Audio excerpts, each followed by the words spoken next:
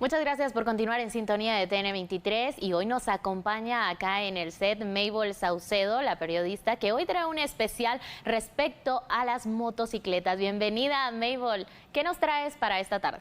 Gracias, Ana Lucía. Y efectivamente, buenas tardes. Hemos conversado con algunos motoristas de conocer por qué es la necesidad de utilizar este vehículo de dos ruedas, tanto para movilizarse por hobby, por recreación o por lo que sea. Pero inicialmente vamos a tener datos estadísticos porque según el Departamento de Tránsito de la Policía Nacional Civil son centenas de muertes las que ya se registran en el territorio nacional por hechos en donde motoristas se han visto involucrados. En este caso hablamos de que solo en lo que va de este año son más de 700 víctimas mortales. Sin embargo, también tenemos el recuento de lo que ha sucedido en los últimos 5 años en Guatemala, no solamente en el departamento de Guatemala como tal, sino a nivel nacional.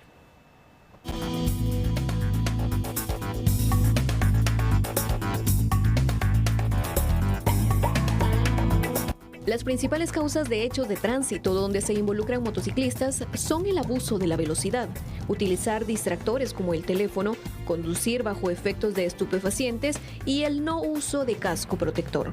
Según las estadísticas del Departamento de Tránsito de la Policía Nacional Civil, las cifras son alarmantes y solo el año pasado murieron más de 1.100 motoristas en hechos de tránsito y solo en 5 meses de este año ya van más de 700 víctimas mortales en hechos motociclísticos. En el año 2018 fallecieron 598 personas, en el año 2019 763, en el año 2020 800 personas y en el año 2021 1.109 personas, que ahí es donde le indicaba anteriormente también que hubo un repunte. Y en cuanto al año 2022, que ahorita vamos al mes de mayo, pues ya llevamos 706 personas fallecidas. La cantidad de heridos también ha tenido repunte en hechos viales con motocicletas. 1.496 personas, 210, en el año 2019, 3.946, al año 2020, 3.851 y al año 2021, 4.825. Se observa nuevamente el repunte y al año 2022 llevamos en la actualidad 1.778 al mes de mayo, ¿verdad? El uso del casco en motoristas es obligatorio tanto para los pilotos como acompañantes y lo recomendable es que estos sean certificados. Debe reunir ciertas calidades. En este caso, en los cascos trae una etiqueta donde se indica que el casco es aprobado y certificado por el DOT, que es una institución internacional que se dedica a la certificación de estos dispositivos de seguridad. Si bien es cierto, en nuestro país aún no se obliga a la certificación, por seguridad los motoristas deben observar que sus cascos deben estar certificados para una mejor protección. Otra recomendación que no es obligatoria, pero puede hacer visibles a los motoristas, es el uso de chaleco reflectivo. El chaleco con reflectivo es muy importante porque este dispositivo, a pesar de que es un dispositivo muy liviano, evita que ocurran hechos de tránsito, ya que los motoristas pues se hacen más visibles en la vía pública. Y es por eso que vamos a presentar entonces este recuento de personas fallecidas en los últimos 5 años y como bien lo señalaba el entrevistado, entonces esto ha tenido un repunte. Recordemos también de que cada año hay más motocicletas que se adhieren al parque vehicular de Guatemala. En este caso, en el 2018 se registró la muerte de 598 motoristas. En el 2019 fueron 763, en el 2020 800 personas que fallecieron. En el 2021, como bien lo señalaba él, son 1.109 personas las que murieron. Esto es lo del año pasado y solo hasta mayo de este año ya eran 706 víctimas mortales. En un total de los últimos 4 años y medio, o 4 años 5 meses prácticamente, 3.976 personas que han muerto en incidentes por hechos en motocicleta. Así también con relación a personas lesionadas. Sabemos de que muchas han quedado con graves lesiones, con situaciones que también les han generado complicaciones en su movilidad. En el año 2018 fueron 3.496 personas lesionadas. En 2019, 3.946. En 2020, 3.851. Recordemos que ese año fue cuando comenzó la pandemia, pero aún así las cifras son bastante alarmantes. En el 2021 se da este repunte de nuevo. 4.825 personas lesionadas. En este 2022 son 1.778, lo cual hace un total de que en 4 años y 5 meses son 17.896 personas las que han sido lesionadas en distintos hechos de tránsito en donde se involucran motocicletas. Esto da entonces cuenta de que en relación a fallecidos podrían ser incluso los datos mayores a el año pasado, mientras que los lesionados iban en un tipo, digamos, de disminución en comparación del repunte que se dio el año pasado. Precisamente con relación a las personas lesionadas, nosotros conversamos con algunas personas y precisamente vamos de más a menos. Los daños mayores que una persona puede tener, la amputación de una extremidad, algún daño cerebral, alguna situación que lo pueda imposibilitar de por vida. Conversamos con don Carlos Álvarez. Él hace 8 años más o menos tuvo un accidente en motocicleta. Perdió su extremidad inferior izquierda, pero vamos a conocer esa historia.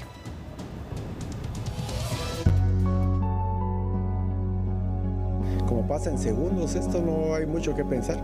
Realmente cuando recibí el golpe, pues quedé desmayado, no se siente nada. Cuando desperté, pues sí vi lo que había pasado, la sangre era evidente, el problema. Logré visualizar a mi hija que estaba paradita y estaba entera, no había ningún problema. Eso me tranquilizó bastante.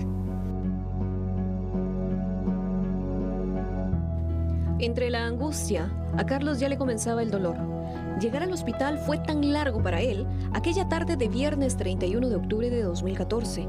Ingresó al centro asistencial y firmó para autorizar la amputación de su pierna izquierda, desde arriba de la rodilla. De ese momento hasta que obtuve mi prótesis ahí en el IX, pasaron alrededor de 3 meses, que es lo que le enseñan a uno cómo caminar con la prótesis y a fortalecer a uno la pierna, la que a uno tiene todavía, para poder soportar uno el caminar ya.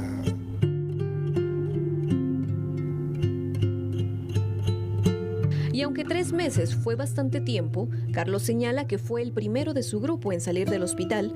Otros de sus compañeros de habitación tardaron más tiempo en salir, incluso algunos ya no querían vivir. Varía mucho dependiendo la fuerza que tenga cada uno psicológicamente. Hay gente que estuvo ahí, que supe yo, que duró más de 1 año estando todavía en rehabilitación. Yo fui el primero que salí del grupo.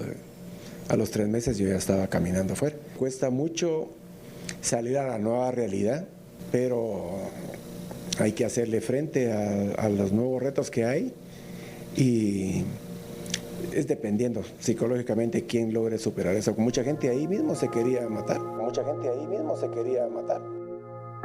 Carlos cuenta que su esposa no soportó la situación y la pérdida de su pierna, y en este proceso se separaron tras 25 años de matrimonio. Se perdió a la pareja que estaba conmigo en esa época, no lo soportó, entonces estamos solos. Creo que es lo único que se ha mantenido.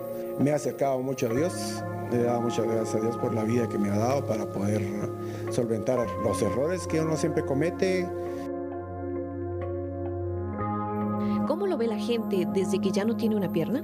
Los primeros días las miradas afectan. Poco a poco uno va cambiando la mentalidad. Aunque hay cosas que Carlos ya no puede hacer, él ha tomado una buena actitud que le lleva a hacer casi todas las cosas que realizaba antes del accidente.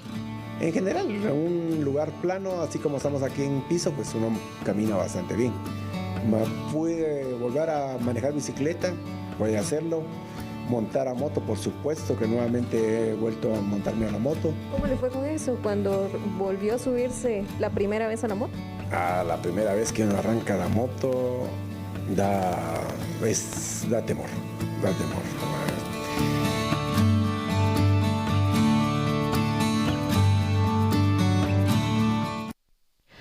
Por supuesto, hay lesiones menos graves que una amputación, pero estos daños, por ejemplo, emocionales o también la pérdida de un matrimonio a consecuencia indirecta de estos hechos de tránsito también son lamentables. Vamos a presentarle ahora la conversación que tuvimos también con personas lesionadas, tanto mujeres como hombres. Motoristas se han lesionado, incluso han pasado desde 2 semanas hasta meses, incluso años con las secuelas, y también poder volver a caminar, por ejemplo, si fueron en las piernas, poder volver a movilizar los brazos o hacer algún tipo de actividad.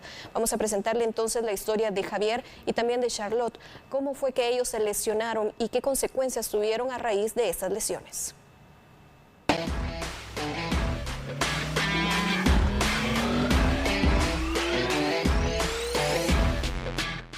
Javier tiene 15 años de conducirse en motocicleta y pese a la experiencia, esta no le eximió de ser parte de las estadísticas de personas lesionadas en el país.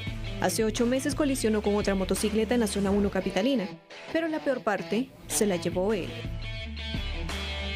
Entonces me pegó en el área del pie. Cuando los bomberos llegaron, yo pensé que tenía fractura expuesta y el bombero me dice, no, usted no tiene fractura expuesta, pero sí va mal de sus tendones, me dijo. En un abrir y cerrar de ojos, este accidente lo imposibilitó, no solo físicamente, también emocional y económicamente, tanto para él como para su esposa e hijos. En el lista de accidentes estuve 35 días hospitalizado, me hicieron 3 intervenciones quirúrgicas en el tiempo que estuve hospitalizado, entre ellos un injerto, y luego de ello pues me dieron de alta en el IX, empecé de nuevo a trabajar, pero una de las heridas no sanaba. Entonces hace poco, el 1 de mayo, nuevamente me intervienen quirúrgicamente y pues estoy 27 días en reposo porque me hacen de nuevo un injerto. Entonces para todo esto pues ya van 8 meses desde que sufrí el accidente. Aunque Javier está mejor, aún tiene mucho por recuperar con las terapias. Mi pie pues todavía se hincha debido a que pues el doctor me dijo que la mejor terapia era estar caminando y que con ello pues yo iba a poder caminar. Si usted ve, pues no puedo mover los otros dedos como se pueden hacer normalmente con los dedos. También me sacaron un injerto de esta parte. ¿De dónde tuvo que ser el injerto? De acá me sacaron el primer injerto y luego pues obviamente esta piel me la trasladaron hacia abajo. Estuve en ese tiempo pues casi 3 meses suspendido por el Seguro Social y luego de ello pues fue que me dieron la primera alta, pero en esa primera alta que me dieron pues yo no podía todavía caminar bien, de hecho andaba con muletas.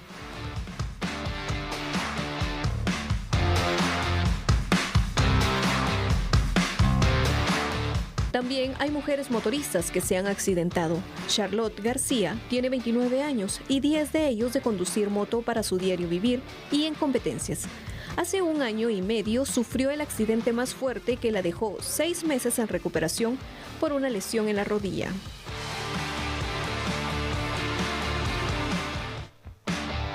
El más fuerte fue en enero del año anterior en la competencia del clásico Ashela, en donde al iniciar la competencia pues tuve un percance en la terracería y ahí me rompí los ligamentos de la rodilla, además pues de daño en lo que son los huesos, ¿verdad?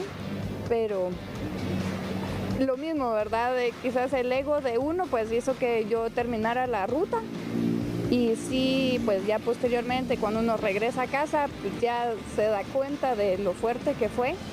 Y entonces pues tuve una cirugía, todo lo que es la fisioterapia y como a los 6 meses aproximadamente ya manejé por primera vez de nuevo. Como Javier y Charlotte, hay casi 18,000 personas que se han lesionado por conducirse en motocicletas en los últimos 5 años.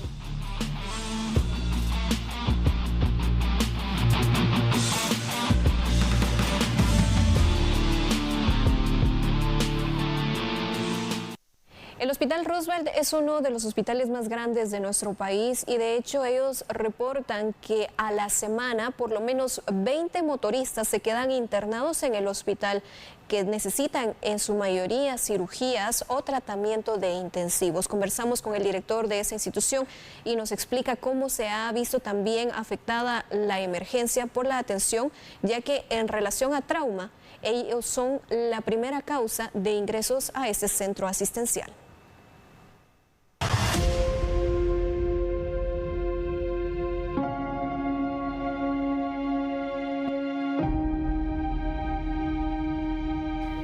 Los ingresos de motoristas heridos o lesionados es la principal causa de trauma que atienden en la emergencia del Hospital Roosevelt. En promedio, en una semana, se quedan internados alrededor de 20 motoristas que requieren cirugía y estos a su vez pueden esperar 2 semanas en cola, porque aunque los quirófanos atienden 24 horas, la demanda es alta.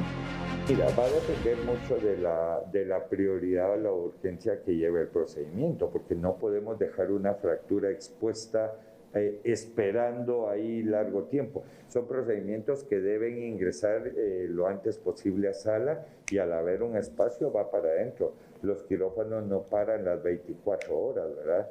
Adultos, emergencia. A veces si en la noche no hay algún procedimiento de urgencia, empiezan a ingresarse a sala estos pacientes que son procedimientos no urgentes, pero que sí hay que hacerlos. Entonces hay pacientes que han pasado con nosotros hasta 2 semanas antes de ingresar al quirófano. ¿Cuánto tiempo pasa internado un motorista lesionado?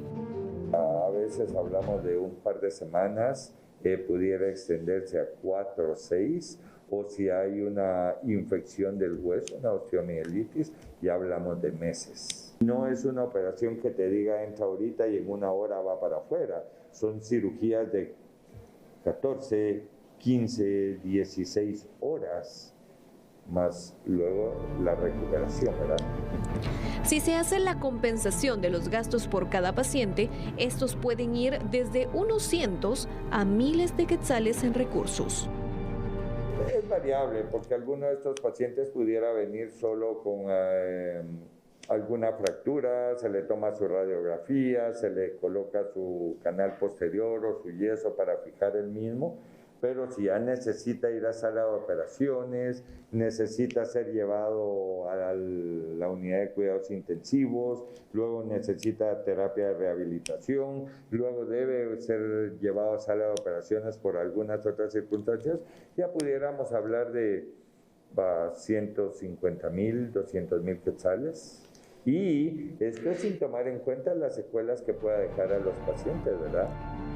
Además del gasto de cirugía y tratamiento, también vienen los gastos propios y secuelas de los pacientes en extremidades generalmente. Las 20 se quedan hospitalizadas, no se quedan 1 o 2 días.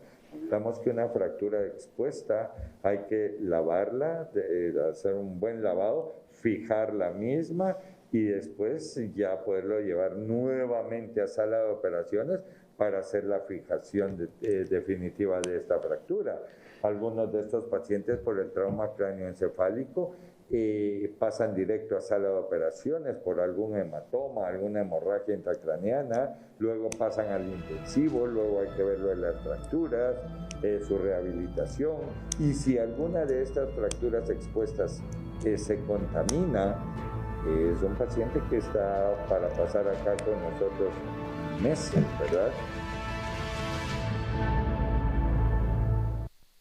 De hecho, hay personas que tienen carro y moto, pero por la necesidad han optado a la utilización más de la motocicleta. También conversamos con algunas personas, don José Chalí es uno de ellos que lleva ya buena experiencia en motocicleta, luego adquirió un carro, pero regresó a su diario vivir con la motocicleta precisamente por tránsito, por economía y también porque aunque es uno de los medios de transporte más inseguros o quizás el más inseguro, en donde se pone en riesgo la vida, pues le ayuda a llegar más práctico hacia su lugar de trabajo. Él y también Charlotte nos explican parte de cómo es su diario vivir, tanto en moto como en carro.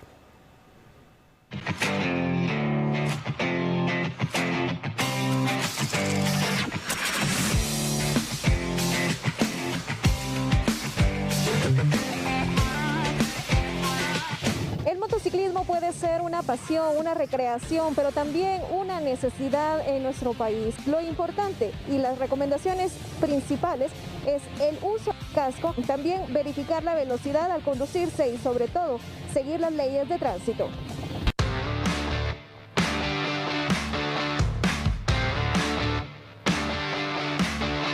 Tengo la experiencia de manejar en motocicleta, pero también tengo la experiencia de manejar en vehículo, en carro, de 4 ruedas. Y me he dado cuenta del riesgo que lleva el andar en motocicleta. Es un riesgo bastante fuerte. José señala que tener carro y motocicleta no es sinónimo de lujo, sino de necesidad, por lo cual utiliza más la motocicleta. Fíjese que sí, yo ya tengo mi vehículo, gracias a Dios. Pero para serle honesto, yo únicamente me traslado en motocicleta casi que todos los días. El vehículo lo utilizo para cuando tenemos alguna salida en familia. En algunas ocasiones pues, nos ha tocado usarlo por alguna emergencia, pero en realidad mi herramienta de trabajo, lo puedo decir así, es mi motocicleta. Hay mujeres que conducen ambos vehículos, también por necesidad, seguridad y hobby, como es el caso de Charlotte.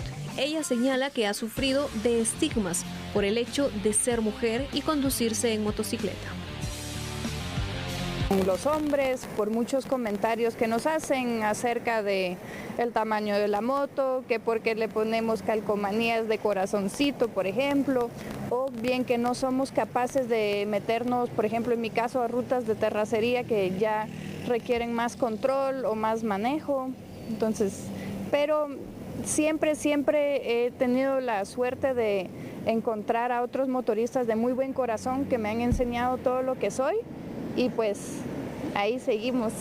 ¿Cuántos años de conducir motocicleta? Tengo casi 10 años de manejar motocicleta, sí. La inclusión de mujeres en áreas laborales conduciendo motocicleta también se va evidenciando. Pero como anécdota, yo hace pues un tiempo pedí comida a domicilio y la persona que me trajo la comida fue una mujer y yo dije, ¡ay, qué lindo! Y qué bueno que las empresas ya pues las tomen en cuenta, ¿verdad? Porque pues lo mismo, la responsabilidad y que evalúan más los riesgos. Hay diversas razones por las que las mujeres también han adoptado la motocicleta como medio de transporte. Como mujeres como tal, pues sí corremos más el riesgo de sufrir algún tipo de acoso o incluso pues ya que puedan dañar la integridad de nosotras, ¿verdad? Estar frente a un volante, sea de carro o de moto, ya es una responsabilidad y es por ello que José, un motorista y automovilista experimentado, aconseja.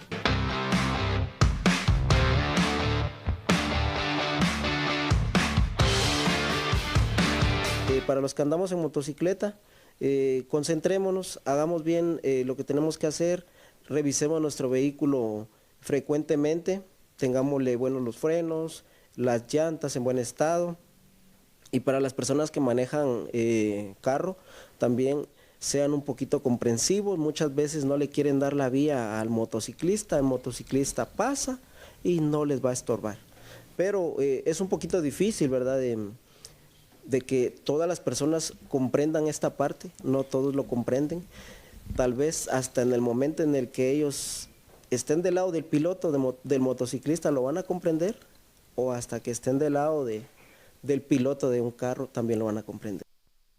Parte entonces de la necesidad, los riesgos y también las estadísticas que le presentamos entonces. Esto se da en el diario vivir en el territorio nacional y sobre todo se ha señalado entonces de que son más de 2 millones de motocicletas que conforman el parque vehicular, según los datos que también la SAT ha otorgado mediante la emisión precisamente de los papeles que se dan de cada uno de ellos. El riesgo es inminente, pero también es importante destacar de que la necesidad en la mayoría de casos son las que llevan a la las personas, ahora tanto hombres como mujeres, para poder desplazarse de esta forma. Incluso con la lluvia únicamente se colocan su capa, algunas botas o algunos implementos para evitar la misma, pero aún así el riesgo se duplica al momento de este estado. Ana Lucía, es parte entonces de lo que presentamos en este tema especial de los riesgos que existen en vehículos de 2 ruedas. Muchas gracias, Mabel. Un completo informe acerca de este tema y, por supuesto, tiene sus ventajas, sus desventajas, ya tú lo abordabas, y por supuesto también el producto de ello. Hemos presentado las historias que tú tuviste la oportunidad de acercarte a estas personas que utilizan este vehículo como medio de transporte a diario. Te agradecemos por este reportaje y continuamos con más información.